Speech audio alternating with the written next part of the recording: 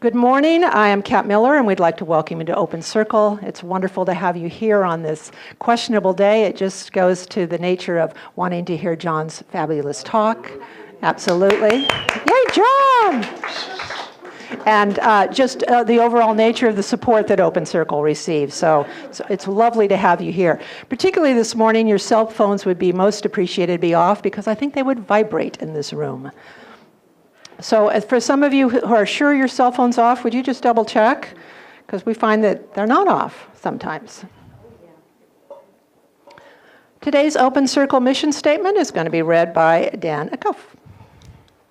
I think I said your name wrong, like I always do.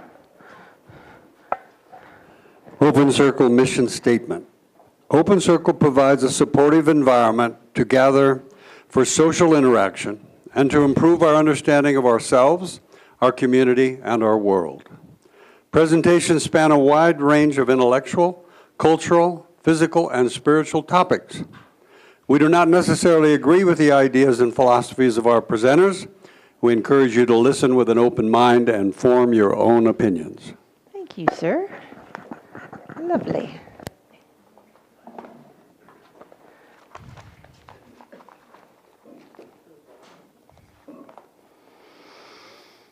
If you're not on our email sign-up list, I actually don't know where the sign-up list is today.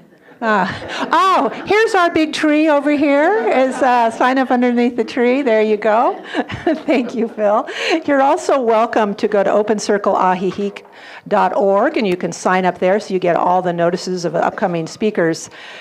You also get to see photos, and you get to see where you can go to download our streaming of all the talks. They're not all there the whole 7 years, but a whole bunch of them are there. So you can go there, or you can go directly to chapaladrone.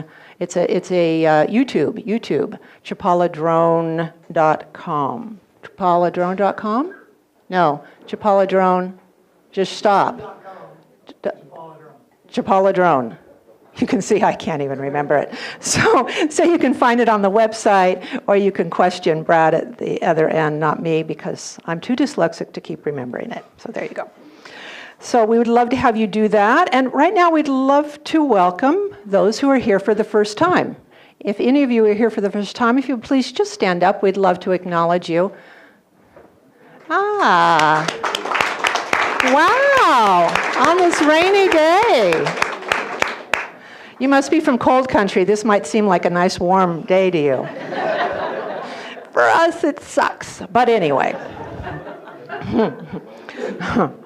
I'm going to tell you some wisdoms today, some truisms. Some of them may be funny, and there's some helpful hints here. For some of you, I've actually had some requests because some of you are in the audience and your partner has asked that I put these in. Anyway, no one is listening until you make a mistake. Never test the depth of the water with both feet.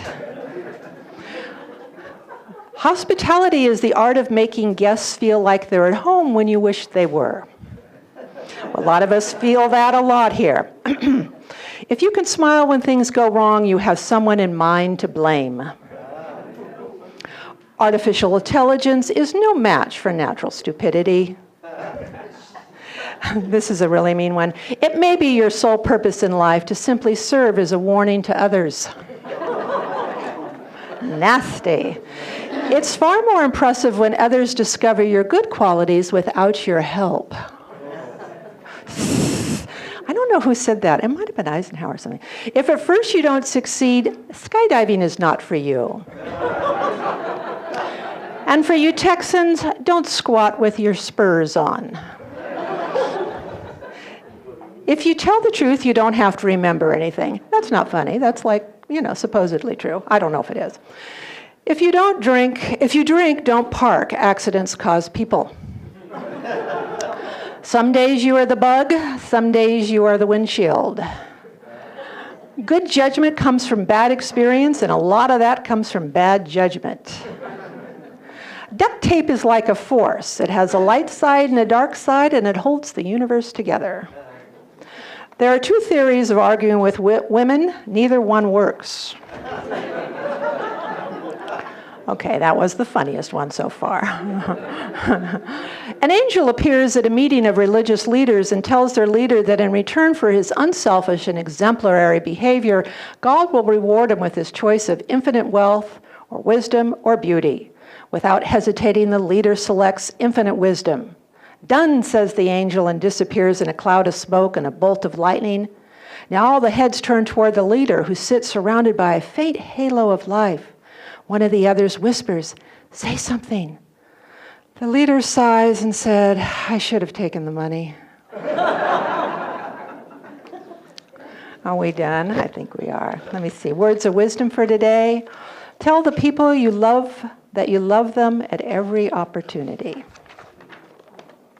Can't go wrong with that one.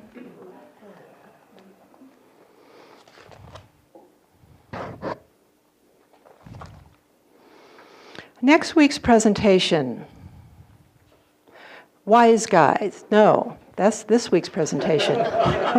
Next week's presentation, Songs of Remembrance, presented by Cindy Paul. The Day of Remembrance at Open Circle. Singer-actress Cindy Paul presents a nostalgic musical tribute to Dame Vera Margaret Lynn. Brits and Canadians will immediately recognize the name Vera Lynn, whose wartime hits such as "I'll Be Seeing You" and "We'll Meet Again" remain indelibly etched in memory. At the age of 101, the Force's sweetheart is still inspiring the world with her grand spirit and rich expressive voice. But what was it like to live in England during World War II? Blackouts, sirens, riveting Winston Churchill speeches, and Vera Lynn on the radio. This tribute offers a glimpse of how Vera Lynn helped pull an entire nation through the hell of war and why we never want it to happen again. Cindy Paul is a well-known performer at Lakeside with a solid reputation of excellence. This morning's centering moment is going to be led by Leela Wells. Thank you. Buenos dias. On this lovely day. They're all lovely days, aren't they? I mean, really. Come on, a little rain. Okay. Before I begin, I'd like to address momentarily the matter of applause following the centering moment. Now, as I understand it, the centering moment is supposed to bring us into the present and prepare us for the message of the day, sort of like the prayer before the sermon, if you get my meaning. The point I'm trying to make is that for me, a smattering of applause sort of breaks that whole preparation time and turns it into something else altogether. So, speaking only for myself, I would appreciate if we would maintain the silence after what I say. And if you agree with me, I hope that you will share that with others who may come on days when there are more of us here. All right, so today's centering moment, in keeping with John's topic, I will share the words of two wise women who were born coincidentally almost 200 years apart exactly. From First Lady Martha Washington, born in 1731, come these words: "The greater part of our happiness or misery depends on our dispositions and not on our circumstances."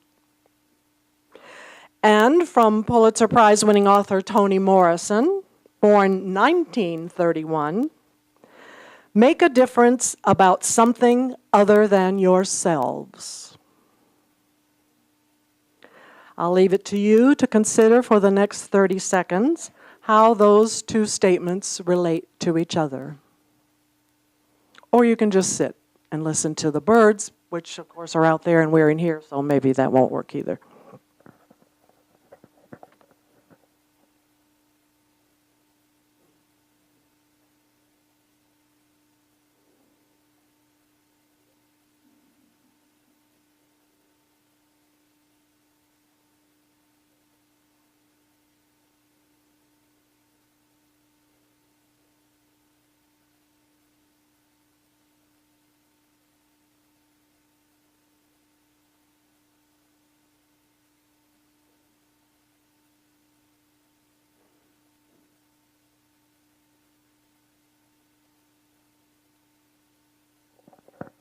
Thank you.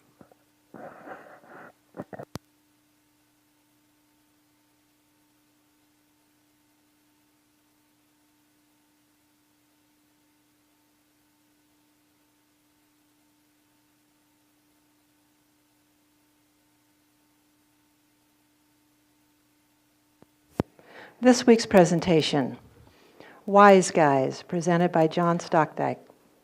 What is wisdom? What is the difference between wisdom and common sense? What is the difference between wisdom and intelligence? Can experienced youth be wise? Can artificial intelligence be wise?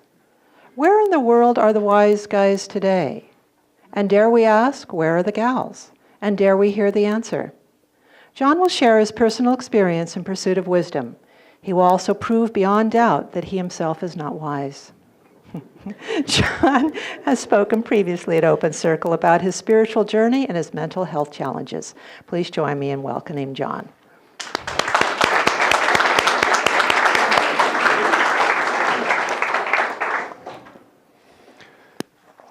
Good morning. I think the wise people are the ones that are in bed with a cup of coffee, a book. The foolish ones, we're the ones that are here. As I begin this morning, I would like you to be thinking about some things. If you can see my t-shirt, think about these words and think about a mountain or a pyramid. And fit these words into that pyramid, a triangle if we're thinking in 2 dimensions. These words are built from the bottom up. So the base of the pyramid is data, information, knowledge, and wisdom. Think about what word is missing.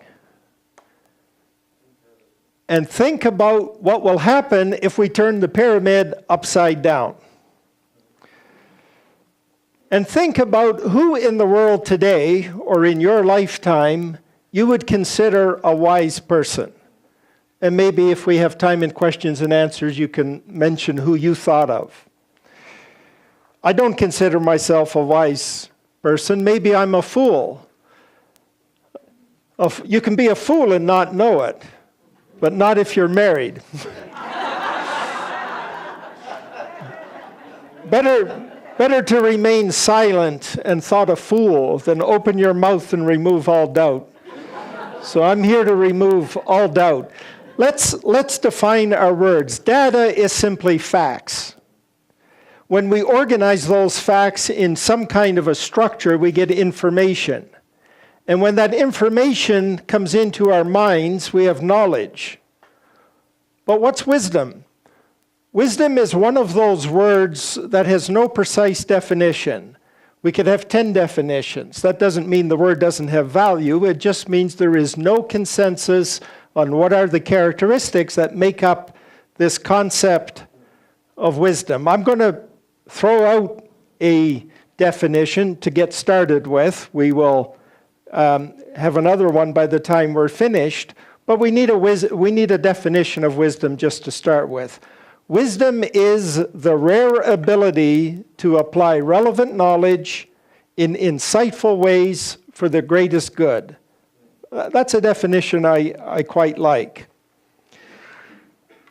Some of us don't even have common sense because we don't have those insights, but I had a great insight when I was a teenager. At the age of 16, I had the insight that you cannot trust anybody over 30. No idea how quickly it would be that I myself would be over 30. I was a teenager in the 1960s and totally caught up in the generation gap of the time. Not too insightful. So wisdom is not intelligence. The first person I want to talk about, actually somebody that I quite admire, Stephen Hawking. I don't think there is any doubt that Stephen Hawking is or was, he's not with us anymore, a very intelligent man, one of the brightest physicists of our time. Around about, I think it was around 2010, he said something that was really, really dumb. He said, philosophy is dead. Then it gets better or worse. He was quite criticized. He was serious. He was not using his sense of humor. He was serious. Philosophy is dead, putting science on quite a pedestal. But he was taken to task for that, and then he defended his statement. And I'm not aware of him ever taking his statement back. So here is an example of somebody who is extremely intelligent, very knowledgeable in his field, but can actually have a lack of wisdom. Now I'm going to say something controversial. Might be a little bit controversial. Wisdom, whatever it is not enlightenment. Maybe some of you, when you were thinking about a wise guy, you were thinking of the Dalai Lama. Anybody think of the Dalai Lama? But I think that's fine. I'm going to try to make the case that the Dalai Lama is not a wise person. But the Dalai Lama was in New York City buying a hot dog, and he said, "Give me one with everything." Make me one with everything, that's right. Actually, some wise words from the Dalai Lama. I do find him somebody very, very easy to respect. Here is a quote from the Dalai Lama. "If scientific analysis were conclusively to demonstrate certain claims in Buddhism to be false, then we must accept the findings of science and abandon those claims." I see incredible wisdom in that. And I'm going to give a very short lesson in Buddhism. But here is the man who is very much at the top of the mountain of Buddhism, showing his respect for science. Now, I would like participation in this next part. I'm going to, in a very short period of time, show you an essential difference between Eastern thought and Western thought. Okay, so take your hands, interlock your fingers. Maybe pull your hands apart, keep your fingers interlocked, but feel the tension. Okay? That is symbolic of Western thought. Now do this. Okay? What's the lesson? Attached, unattached. I don't even remember who gave me that lesson in Buddhism, but it's one of those things that just stays. I think there's an incredible amount of wisdom in that. One of the reasons why I think the Dalai Lama is perhaps not a wise man is I think he has much of value to say. I think we can learn a lot from him and from Buddhism. I certainly have. But I really don't find him finding the insights that are going to solve the big problems that we face in the world today. And one of the reasons is, I think simply, no criticism, but he doesn't come from the modern world. He lacks the knowledge of the modern world. He's learning a lot, incredibly impressed by his public dialogues with science. He is trying, at his age, well into his 80s now, I think, he's trying to learn as much as he can, but does he really have those insights that will solve some of the big problems facing the world today? A few years ago, when I first came to Ajijic, I was really quite surprised to discover that there was no nonfiction book club locally. And I was looking for one. There were some good book clubs. Couldn't find one, so I started one. Right from teenage, I've been a lover of books. I was reading nonfiction as a teenager already. I used to read fiction, but there's just so many nonfiction books now that I very rarely read a fiction book, although there are things we can learn from fiction that you cannot learn from nonfiction.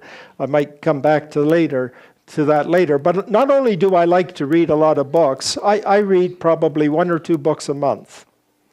But I follow the New York Times bestseller list. I follow new releases. I read a bunch of book reviews, kind of seeing what's out there. And if you do that, you learn very quickly how little any of us know. Okay? There are dozens, hundreds, probably thousands of books that I wish I had time to read. So if you follow books and you know the ones you would like to read and you just don't have time because you can only absorb 1 or 2 books a month, then you really realize how much knowledge you lack. And it seems that if we're going to build a mountain with wisdom at the top, we need a lot of knowledge. So that's another reason why I don't consider myself wise. I don't read enough books. I'm aware, and there's one lady whose blog I follow. She reads about 10 books a month. That's incredible, and I think she's quite an intelligent person. Does anybody read the blog Brain Pickings? Maria Popova? Isn't it great? She has an incredible mind.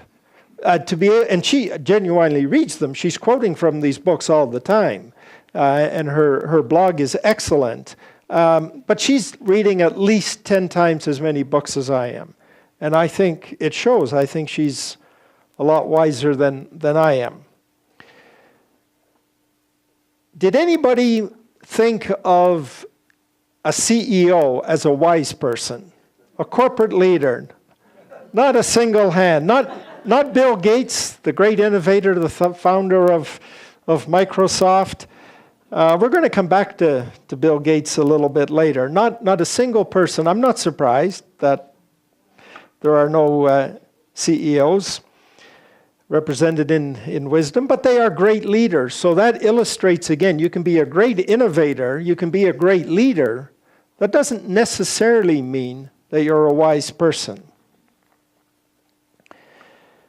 I want to talk about science for a moment. Common sense.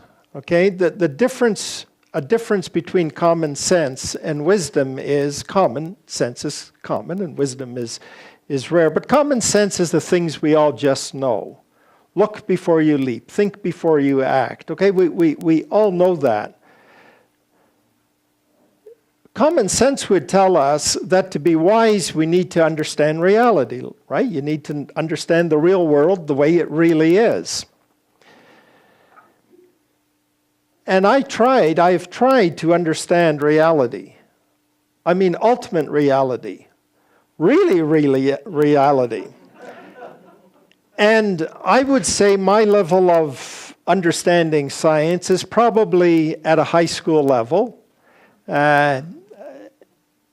Probably at the level of Isaac Newton, maybe.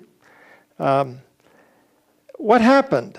A few hundred years ago, Isaac Newton to me is the science of common sense. He describes a world that makes sense. But a few hundred years after Isaac Newton, along comes this guy, Albert Einstein. Did anybody think of him as a wise man?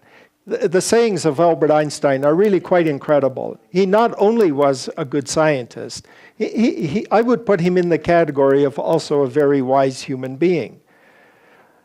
And he did not turn the science of Isaac Newton upside down. He built something new on top of it. Okay, the science of Isaac Newton still works, but he added theories that became accepted on top of that, built something on top of that. And I don't think I understand the science of Albert Einstein.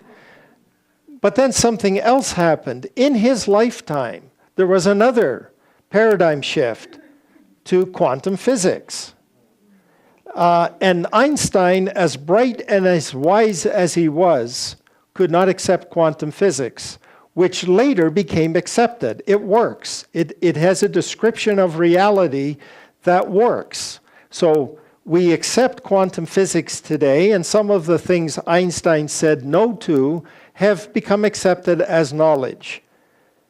Have any of you tried to understand quantum physics? To understand reality, do you? Okay. There might be a few people in Lakeside who do that, but I do not understand the reality described through quantum physics. How could I possibly be wise? How can any of us be wise if we can't understand reality? That's a paradox, because I might on the one hand think, oh, the wise people are the ones who understand quantum physics, understand the nature of reality. They don't, but that's another story. are those the only people that we can look to? Something about that just doesn't feel right. So these great scientists who have the best understanding of reality are perhaps not the people that we need to look to for wisdom. A quote from Albert Einstein: "The true sign of intelligence is not knowledge, but imagination." Very wise saying. Imagination is not the missing word, okay? We'll come to it, but imagination is not the missing word. We live in an era today that is called the era of big data. So what we have now in the world is we have all these computers linked to surveillance systems constantly taking in information. We are in the age of big data. I see people back at Lakeside who haven't been here for a while. Just saw another one. So we are in the age of big data. And that big data is going into computers. Those computers have what are called expert systems that are taking that data, organizing it information, and there is now such a thing as computer knowledge that is different than human knowledge. Okay? The leading edge of this has built smart systems that are coming up with insights that exceed insights that human beings have come up with. That is astounding. And we are just at the start of this kind of artificial intelligence. And there's two schools of thought, and I'm not wise enough to figure out which one is right. There are people that are saying that big data, computer systems, get it all in there, get these insights, and this is the path to solving the big problems that the world faces. That's one scenario. There's another scenario of very intelligent people who are afraid. They are scared. Here's their scenario. We have physical brains. We know that brain has a mind, and most of us intuitively, it's debatable, but most of us think we have free will. Is Phil still here? Phil and I debate whether we have free will or not. But let's accept for a moment, we won't go into that dialogue, but let's accept for a moment that we have free will. And if we accept that this is a physical brain that can have free will, why in theory cannot a sophisticated computer also generate a mind and have free will? There are actually very intelligent people very worried about this. The fear is that these expert systems will somehow awaken, develop a mind capable of subjective thought, internalized thought. They may decide that the world is in a mess, that the responsibility of that mess is human beings, and that we could probably do better if we did away with these human beings. This is not the lunatic fringe. There are some very intelligent people, very knowledgeable people, very worried about this. So there's this big debate. I don't know which way it's going to go. I'm not even sure I want to live long enough to find out. It will be resolved someday, probably, but it may not be. It may not be pretty. But that is two very different scenarios. But in theory, as I understand the physical world, to me, it seems at least possible that computers can develop minds of their own. And the amount of knowledge that they will have will so vastly exceed human knowledge that it's going to be interesting. There really, literally is in the world today an arms race, very much like the nuclear arms race back in the 1940s. Today, the arms race is artificial intelligence. Billions, and I'm not exaggerating, billions of dollars by the Americans, the Chinese, and the Russians are in a race to develop the best artificial intelligence systems in a military setting. I have not done a lot of research, but the number I found was that the American military spending on artificial intelligence is roughly $2 billion. That is a lot of money, and try finding out information on that, other than from the fringe conspiracy theory. Try to find out good information on what the US military is doing with their artificial intelligence research. And if you find that hard to get good answers, go look for the Chinese program. It's very interesting. So perhaps we can't find wisdom in artificial intelligence or in science necessarily. Let's take another tact. Let's go back to ancient times. Common sense, I'm suspicious about common sense, but common sense tells us that whatever wisdom is, it should endure, right? It should last for a long, long time. The oldest organized religion or framework of knowledge that I'm aware of is Hinduism. Okay? They're maybe older, but thinking about Hinduism in ancient India, what do we think of Hinduism today? Not much in the Western world. It doesn't have a lot of impact, probably because we don't know much about it. But, you know, the British came along and conquered India rather easily. Whatever they had allowed them to conquer pretty much half the world at the height of the British Empire. But we don't have the wisdom of Hinduism in the Western world today. Something else happened, interestingly, in ancient India. There was a competing system of knowledge that the Hindu folks did not like very much, so they pushed it out of India. It ended up in Tibet and became Buddhism. And there's a lot of Buddhism in the Western world. It has very much influenced our Western ways of thinking. So maybe we should take another look at Buddhism. But I would suspect that there's wisdom in Hinduism, it hasn't been part of our culture. I haven't done research on that.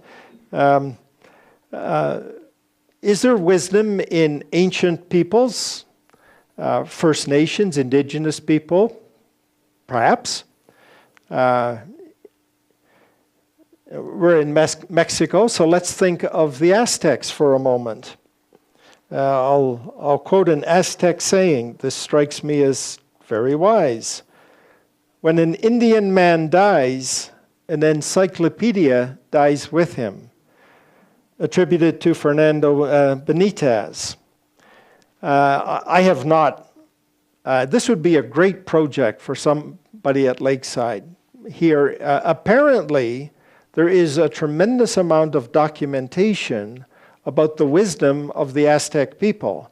When the Spaniards came, the Jesuits, who were quite an intellectual group, spent a lot of time studying Aztec culture. And apparently, all the notes that the Jesuits took are there to study, and a great project. What is the wisdom of the Aztec people? I found one saying, there's a lot of information on the internet, but just in theory, they were studied at one time, and all of that is documented and is out there. So, great project. I'd love to hear an open circle presentation, the wisdom of the Aztec people. That would be so fitting.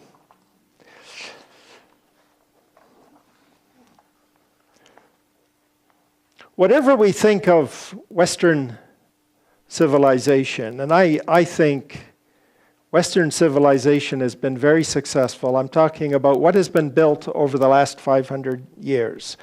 Feels a little shaky at the moment. Maybe it's going to collapse. That's one scenario. Others think we're going to take a great leap forward. I like that scenario better. We'll see how it plays out. But whatever it is about Western civilization, it's basically built on 4 fundamental ways of thinking: Greco-Roman and Judeo-Christian. That is Western civilization in a nutshell. So, and if you look at it, it was basically built by white men. Modern civilization is built by white men. But we need something more. It feels like what we've got right now is not working so well. And, you know, there's a desire for something else or something more. So maybe we need more of that Eastern thinking. Maybe we need to understand some of the ancient cultures.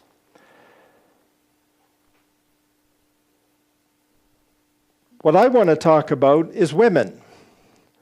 I promised in the introduction I would talk about women. Because there is a reason why culture has been dominated by men. I can say this, I'm a white male, so I can pick on white males. I have license. It really comes down to men are physically bigger and stronger. Not me, I'm just a little guy, but on average, men are bigger and stronger. Men have different hormones, testosterone. Men are more aggressive. The 2 biggest reasons why society, culture has been dominated by males is not because we're wiser, but because we're bigger and stronger and more aggressive. I think that can be demonstrated. There are matriarchal societies, and we could probably glean a lot of wisdom from that. But predominantly Western society, men are responsible for the mess we're in right now. We'll hold questions for later. Everything I say is debatable.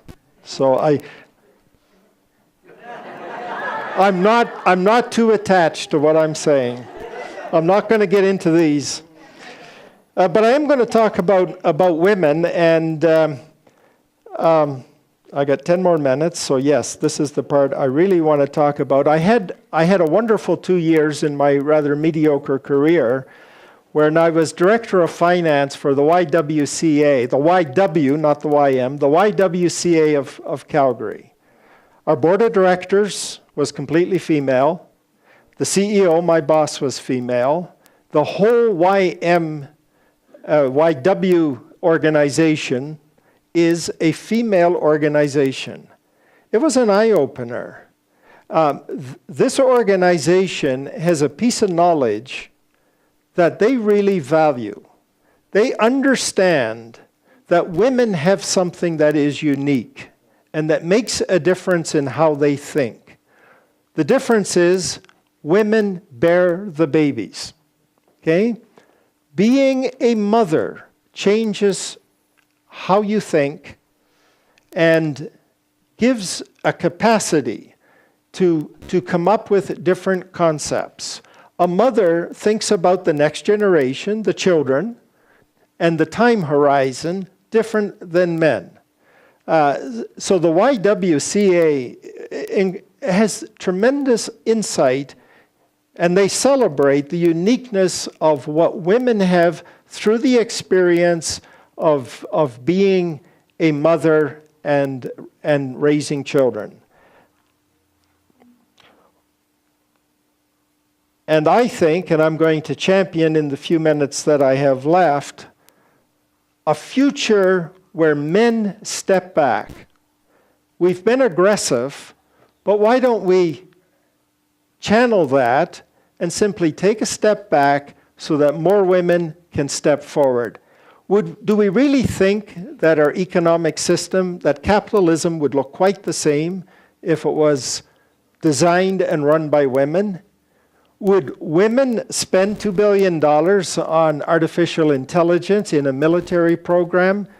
I hope not. I hope not. I'm going to pick on well, first I got to turn the pyramid upside down. I was talking about the pyramid. What happens when we turn that upside down? Because there are many approaches to wisdom. One is you can build it from the bottom up, and there's advantages in doing that. Or you can go top down. You can start with wisdom and then try to solve problems. How do you start with wisdom? And this is a difference between philosophy and science. I value science. I love philosophy. Science tells us how. Philosophy tells us why. To get at wisdom, we simply ask over and over again, why? And then when you get to some solid answers and understand why, then we can find the knowledge that we need in order to get the insights we need to solve some of the big problems. The man I'm going to pick on for a moment is Richard Dawkins, because I'm going to highlight a couple of women who have had disagreements. How many people have heard the name Richard Dawkins? He's a celebrity, a science writer, very successful man, a brilliant guy. How many people here have heard of Mary Midgley? Mary Midgley, not a single hand. This is remarkable. Not even Phil, she's British. But this is the difference. In my opinion, that's all it is, Mary Midgley is much wiser than Richard Dawkins. They have been arguing over in Britain for over 30 years. But the more aggressive male becomes the celebrity, his thinking dominates, and I did not see a single hand, which I think is really sad. Mary Midgley just died last month, 99 years old, published her last book, I think, at age 95. But here's the difference. Richard Dawkins understands how, Mary Midgley understands why. One values facts, the other values subjective experience. She has been a champion of subjective experience her whole life. She does not denigrate science, but she makes very clear the limitations of science. So all the white scientists attack her and push her to the margins. In my opinion, Mary Midgley, I'll just have one quote from her. There is increasing faith that physical science is the answer to all our terrible questions. I want to fight against the whole idea that this is where we go for enlightenment. Not saying science cannot contribute, but there is a piece missing. Science cannot tell us why, no matter how far they go describing how. And here's this lady who understood that decades ago, argued with Richard Dawkins publicly for years, and she's hardly known. Does anybody know the name Martha Nussbaum?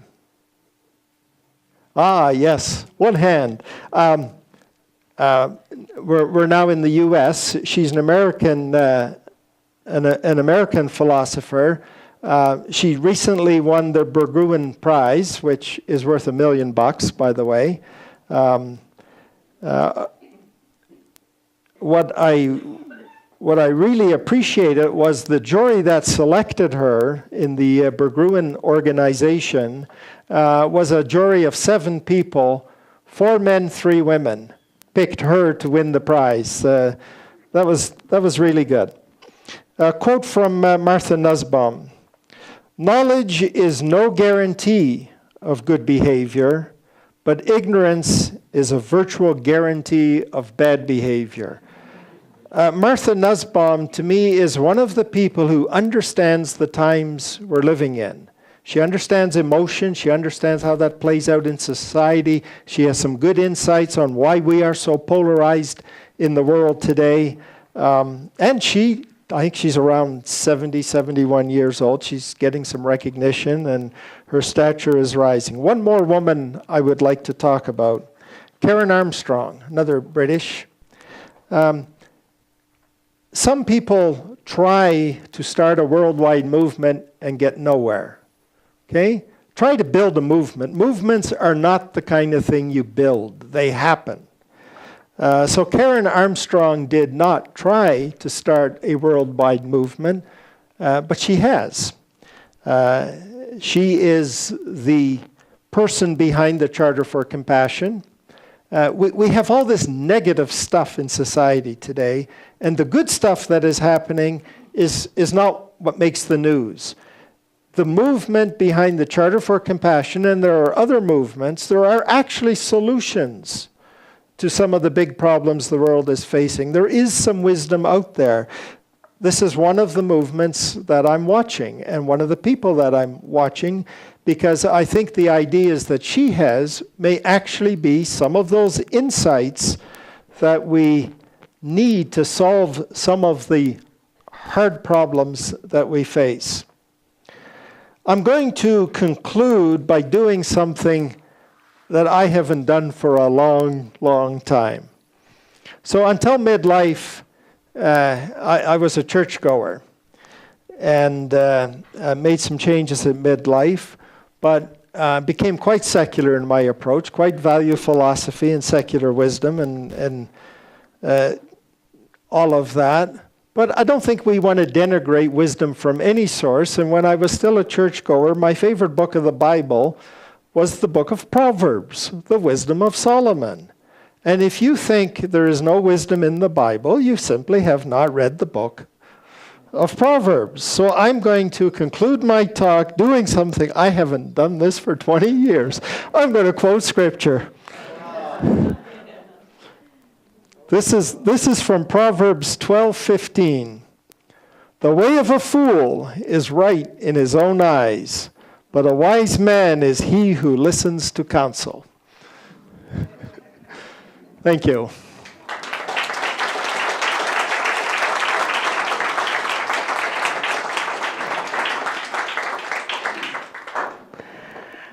So I know we're going to have some comments and questions. We really love questions, and we sometimes shorten you if you have comments. Remember, this is his opinions, blah, blah, blah, blah. Okay. Who would like, and we'll bring a mic to you. And if you'd please stand up. That was a very wise presentation. I'm still waiting for that other word. And for me, can I just say Yes. what that other word is for me is intuition. And somewhere, it's not data or information, it's somewhere in between maybe wisdom and knowledge is where the intuition comes. My grandmother was Appalachian, uneducated. She was the wisest person I've ever met. And I've been to college, but she was, because she was able to integrate her experience and adapt her fundamentalist Christian religion to the goodness of the world, but not be stuck by that. So Yes. it's the ability to adapt, to integrate, and then this force of intuition where you just let it go and it comes to you rather than seeking it yourself. Comments? Yes, thank you, Don. The word I have in mind is not intuition, but you just have used the word yourself. And thanks for the reminder. The word between knowledge and wisdom, the word is experience. So that is the piece that is missing in this pyramid, is valuing the human experience. And intuition gets at the same concept. But yes, the word is experience that I particularly had in mind. Thanks. Thank you very much, John. Before I came, I was reminded of what I think was a wise man in the old time in Greece, Socrates, 400 BC or so, who used to go around the market in Athens with a lit lantern in daylight to look for a wise man. He couldn't find one. But he said at one point in his writing, and I had to read it in Greek, so I didn't understand it then, it was that he said, ignorance is sometimes better. Keep going. Ignorance is sometimes better than knowledge. I didn't understand it in Greek. Maybe you can explain it to me in Dutch.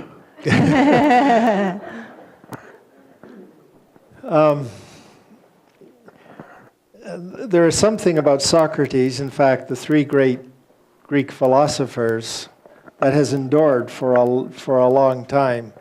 The recognition that Socrates had is valuing what you don't know, being aware of your limitations, and that has endured. I'm with one of those other quotes, ignorance is what gets us into trouble. But thinking you know it all can get you into trouble just as quick. Yes, right here. Thank you. Hello. So your definition of wisdom in the beginning was really interesting. That caught me. And you mentioned you were going to have a different definition by the end, and I didn't catch that. But before you answer that, I also want to take your wisdom definition and that piece of it where you said that part of wisdom is taking the knowledge and doing good with it, or I forget the exact terminology. And what I got out of that is a missing word that's actually on top of wisdom or after wisdom, and it would be like the action or philanthropy or actually taking the wisdom and doing something with it. So I think that's a very good thought, an important thought. What we know is one thing. Buddhism tells us this. What we do is far more important than what we know. So I think we could have many definitions of wisdom, but there is something to what this gentleman has just said. What we do, in the Western world, we'd like to emphasize what we know. Way too much emphasis on what we know. It's what we do that is really important. So thank you for that. I did not highlight the other definition, but I think I did say it,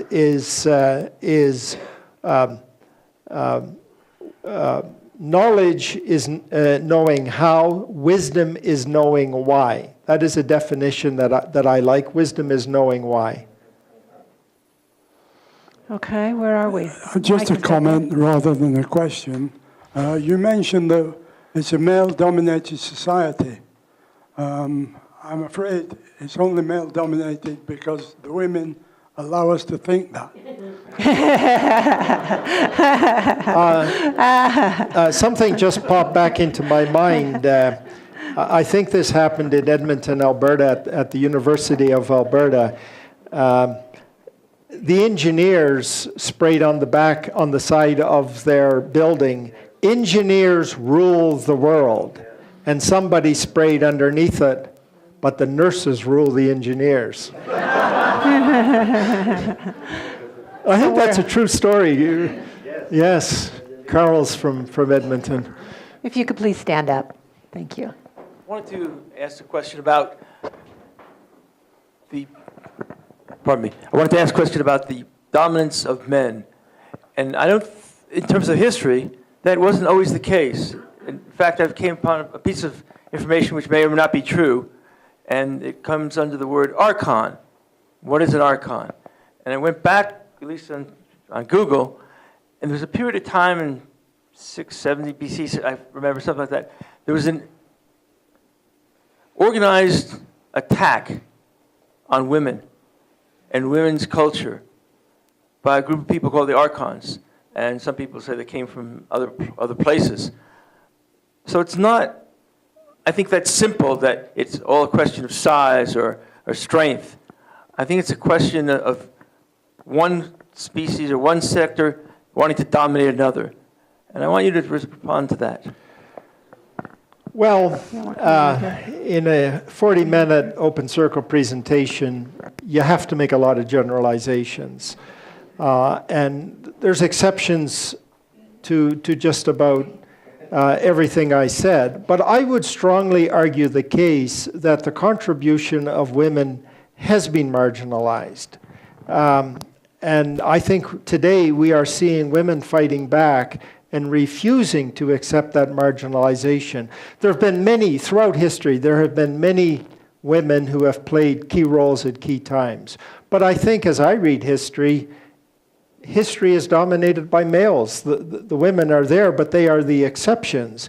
And my sense is you have to be very careful making predictions, especially about the future. But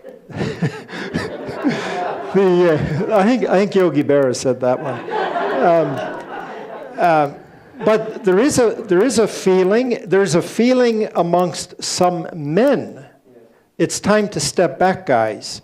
That is different. There's been this contest, and I think in most cases the men have won the contest. But I think there are a few now, certainly not mainstream, but I think we are now for the first time seeing some men saying, look, we've taken this a long way. We've built Western civilization. We've had a great ride. We're in a little bit of trouble right now. Maybe we have exhausted the wisdom of men, and we need to give somebody else a turn. Ask me again in 10 years, but I hope and I sense that there may be a significant shift.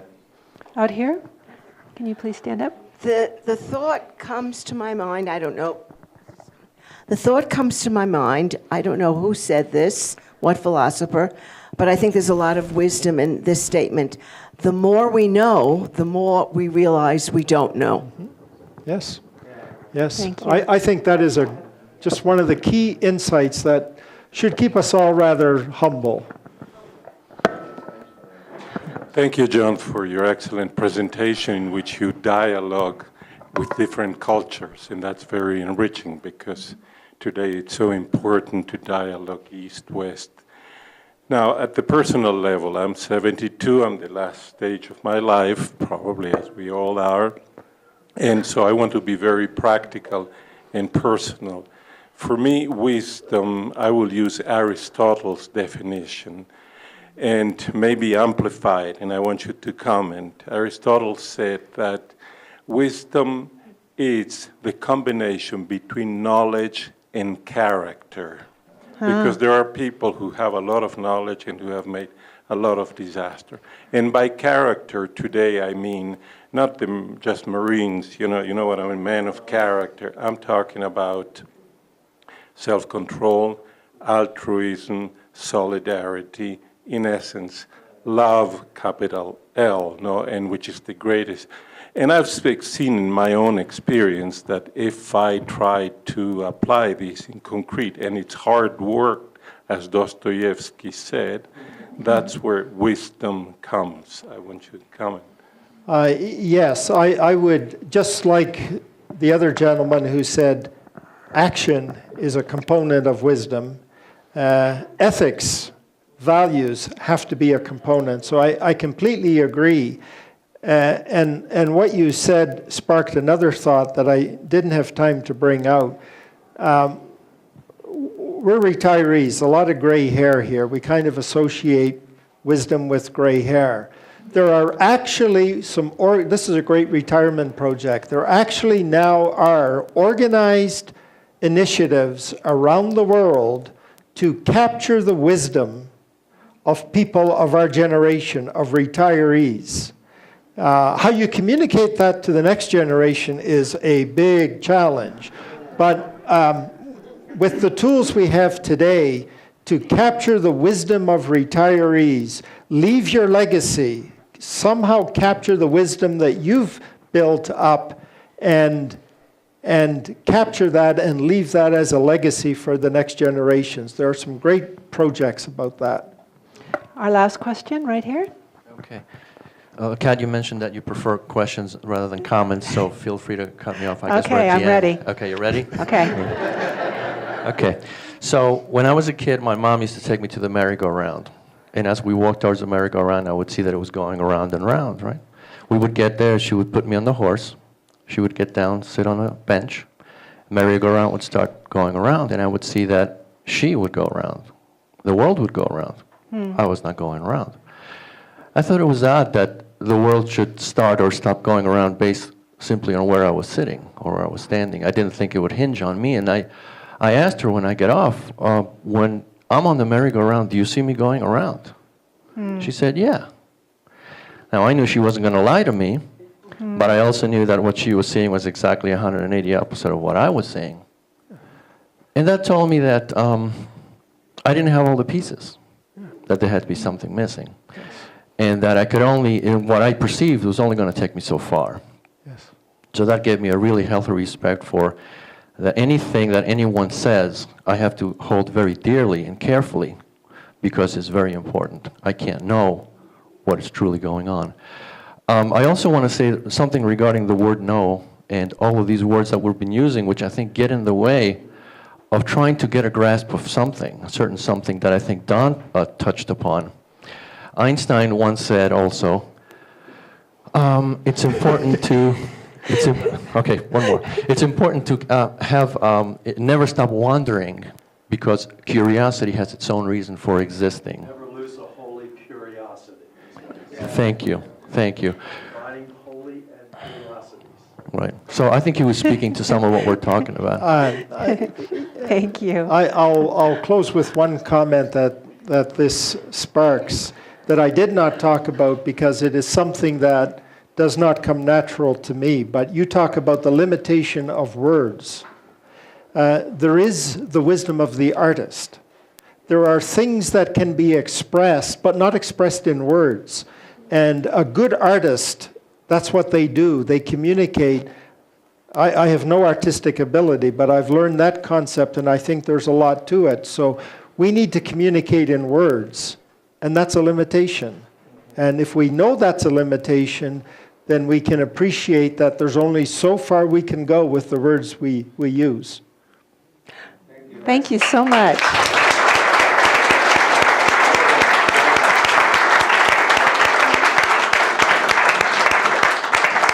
John, I think you should start a little group and gather the wisdom of us all here because we do have some, right? Be interesting. I don't know, have a place where people could turn in their written word or send it or something like that. I don't know what he's doing. What are you doing to me? Video it. Oh, we could video people sharing their wisdom. Very cool. Anyway, thank you all so much. John, you were fabulous. We look forward to seeing you next week. I'm pretty sure we're going to be outside next week because we're supposed to start to get warm again.